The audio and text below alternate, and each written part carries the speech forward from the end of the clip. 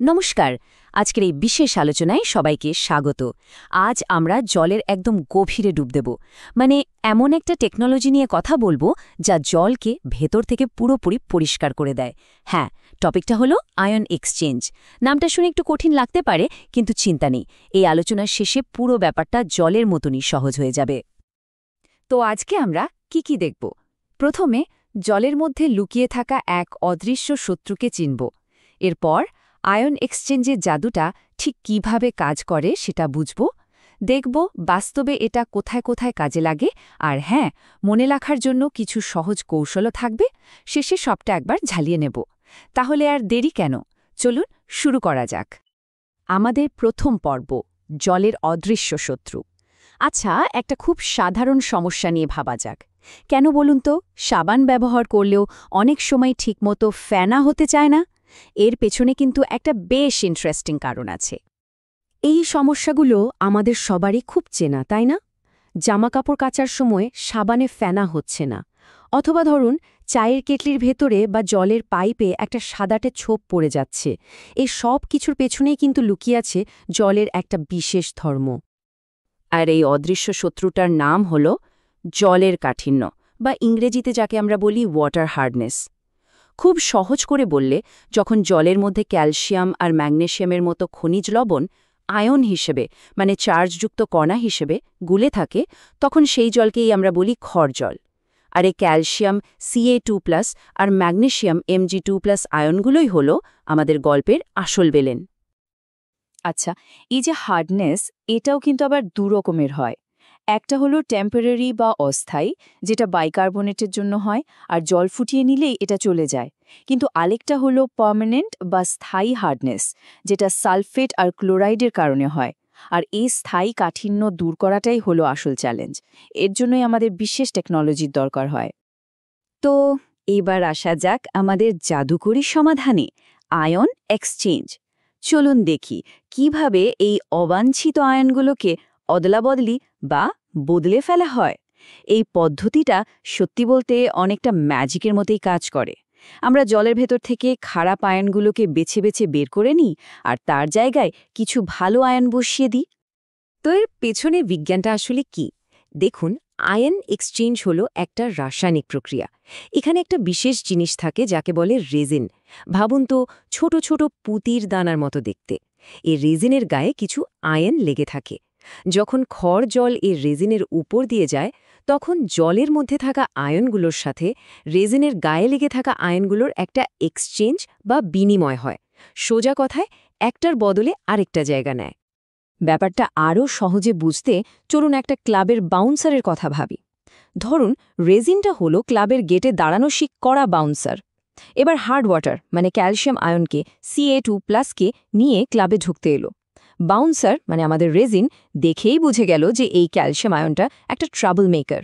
সে সঙ্গে সঙ্গে ওকে ধরে ফেলল, আর তার বদলে নিজের পকেট থেকে একটা নিরীহ সোডিয়াম আয়নকে Na+, যে কিনা একজন অ্যাপ্রুভড গেস্ট, তাকে জলের মধ্যে ছেড়ে দিয়ে বলল, যাও, তুমি ভেতরে যেতে পারো।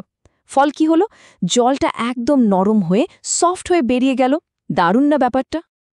এখন এই যে এক্সচেঞ্জার্স, এগুলো মূলত দু রকমের হয়। এক, ক্যাটায়ন এক্সচেঞ্জার। এরা পজিটিভ চার্জের আয়ন, মানে ক্যাটায়নদের ধরে। যেমন ধরুন আমাদের ভিলেন ক্যালসিয়াম Ca2+, আর ম্যাগনেসিয়াম Mg2+। আর দুই, অ্যানায়ন এক্সচেঞ্জার। এরা নেগেটিভ চার্জের আয়ন, মানে অ্যানায়নদের ধরে। যেমন ক্লোরাইড Cl- বা সালফেট SO4-2। মানে দুজনের টার্গেট কিন্তু আলাদা আলাদা।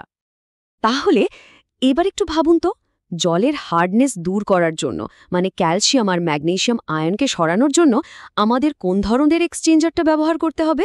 ক্যাটায়ন নাকি অ্যানায়ন? চলুন এবার দেখি এই আয়ন এক্সচেঞ্জের জাদু বাস্তবে কোথায় কোথায় কাজে লাগে। এর ব্যবহার কিন্তু শুধু জল নরম করার মধ্যে সীমাবদ্ধ নেই। একেবারে আল্ট্রা পিওর বা বিশুদ্ধ জল তৈরি করতেও এর কোনো জুড়ি নেই। এর সবচেয়ে কমন ব্যবহার হল ওয়াটার সফটেনিং বা জল নরম করা। এখানে একটা ক্যাটায়ন এক্সচেঞ্জ রেজিন ব্যবহার করা হয়, যেটা সোডিয়াম Na+ ফর্মে থাকে। এটা জলের ভেতর থেকে ক্যালসিয়াম আর ম্যাগনেসিয়াম আয়নগুলোকে ধরে নেয়, আর তার বদলে সোডিয়াম ছেড়ে দেয়। এর ফলে কি হয়, বয়লার বা পাইপে আর স্কেল জমে না, আর সাবানও দারুণ ফেনা দেয়। মানে একদম শুরুতে আমরা যে সমস্যাটার কথা বলেছিলাম তার পারফেক্ট সমাধান। এবার আসি এর একটা আরও অ্যাডভান্সড অ্যাপ্লিকেশনে, যাকে বলে ডিমিনারেলাইজেশন বা ডিআয়োনাইজেশন। এর লক্ষ্যটা কিন্তু আরও বড়। শুধু হার্ডনেস কমানো নয়, এর লক্ষ্য হল জল থেকে প্রায় সমস্ত খনিজ লবণ বা মিনারেল সল্টস সরিয়ে ফেলা। উদ্দেশ্য হল আল্ট্রা পিওর জল তৈরি করা। এই কাজটা হয় দুটো স্টেপে। প্রথম স্টেপে জলকে একটা ক্যাটায়ন এক্সচেঞ্জারের মধ্যে দিয়ে পাঠানো হয়, কিন্তু এবার রেজিনে সোডিয়ামের বদলে থাকে হাইড্রোজেন আয়ন H+। এটা জলের সব পজিটিভ আয়ন যেমন সোডিয়াম, ক্যালসিয়াম সবগুলোকে সরিয়ে তার বদলে H+ আয়ন দিয়ে দেয়। এরপর সেই জলকে পাঠানো হয় একটা অ্যানায়ন এক্সচেঞ্জারের মধ্যে। এর রেজিনে থাকে হাইড্রক্সাইড আয়ন OH-। এটা জলের সব নেগেটিভ আয়ন যেমন ক্লোরাইড, সালফেট সবগুলোকে সরিয়ে তার বদলে OH- আয়ন দিয়ে দেয়। আর ফাইনাল রেজাল্টটা কি? ম্যাজিক! প্রথম স্টেপ থেকে আমরা পেলাম H+ আয়ন, আর দ্বিতীয় স্টেপ থেকে পেলাম OH- আয়ন। এই দুটো মিলে কি তৈরি করে? একদম ঠিক, H2O, অর্থাৎ বিশুদ্ধ জল। এই আল্ট্রাপিওর জল ল্যাবরেটরি, ফার্মাসিউটিক্যাল ইন্ডাস্ট্রি আর সেমিকন্ডাক্টর চিপ তৈরির মতো হাইটেক জায়গায় ব্যবহার করা হয়, যেখানে জলের সামান্যতম অশুদ্ধিও কিন্তু চলবে না। তাহলে এবার বলুন তো, ওয়াটার সফটনিং আর ডিমিনারালাইজেশন এই দুটো পদ্ধতির মধ্যে মূল পার্থক্যটা ঠিক কি? আচ্ছা, এবার আসি কিছু সহজ কৌশলে। ডিজাইন আর সিলেক্টিভিটির মূল সূত্রগুলো কিভাবে সহজে মনে রাখা যায় সেটাই দেখব। একজন সিভিল ইঞ্জিনিয়ার হিসেবে এই জিনিসগুলো জানা কিন্তু খুব জরুরি, কারণ সিস্টেমটা ঠিকমতো ডিজাইন না করলে তো কাজটাই হবে না। মনে রাখার জন্য একটা দারুণ নিয়ম আছে, আমি এটাকে বলি ভিআইপি রুল। রুলটা খুব সোজা, যার চার্জ যত বেশি তার প্রায়োরিটি তত বেশি।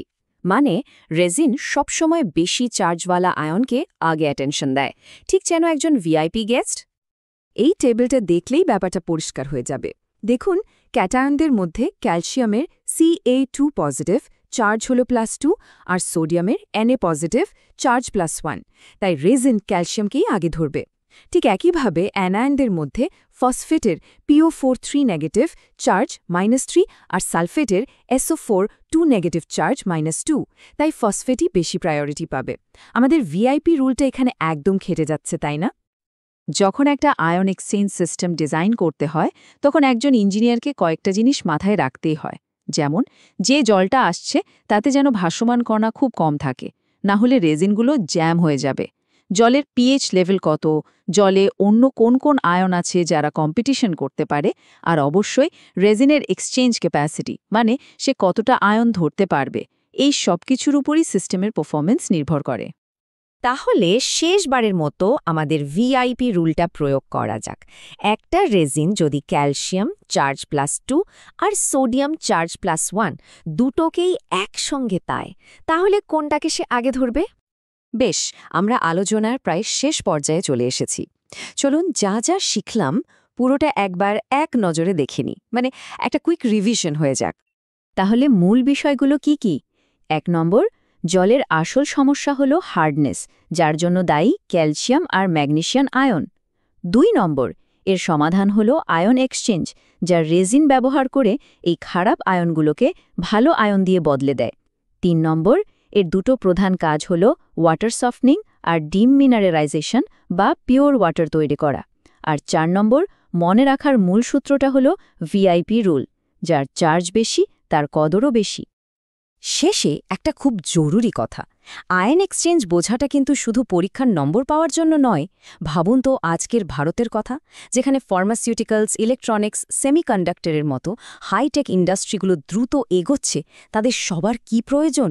আল্ট্রা পিওর জল। আর এই জল সরবরাহ করার চাবিকাঠি কিন্তু লুকিয়ে আছে এই আয়ন এক্সচেঞ্জ পদ্ধতির মধ্যেই।